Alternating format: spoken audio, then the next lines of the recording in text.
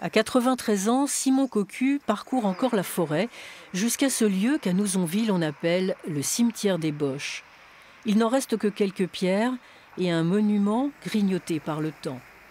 Simon Cocu a dessiné cet endroit et bien d'autres pour destin lié, une somme sur la Grande Guerre dans les Ardennes, l'occasion pour lui de se souvenir. Quand je suis venu pour la première fois, guidé par mon père naturellement, il n'y avait plus de corps.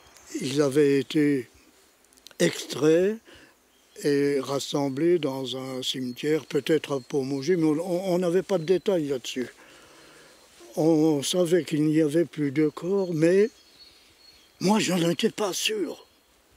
C'est ça qui faisait un peu mon inquiétude. Je n'étais pas très à l'aise. Pendant la Grande Guerre, rien que dans le secteur de Charleville, les Allemands avaient installé des dizaines d'hôpitaux. Il fallait aussi enterrer les morts. 65 000 soldats allemands ont été enterrés dans les Ardennes. Lorsque des soldats allemands décédaient, il fallait les inhumer dans les cimetières actuels. Parfois, ils en ont créé d'autres.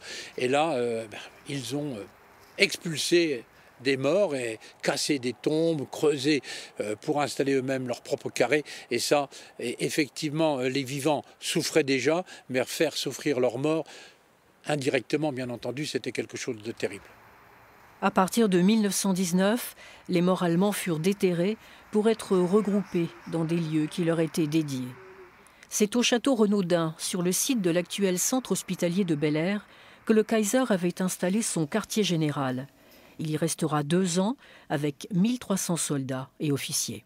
Un certain nombre de ces généraux, pas tous, car il y avait de grosses discussions à l'intérieur de leur état-major, de son état-major, ont voulu qu'il soit au plus près de l'armée d'invasion. Donc les Ardennes, pour eux, étaient un bel endroit.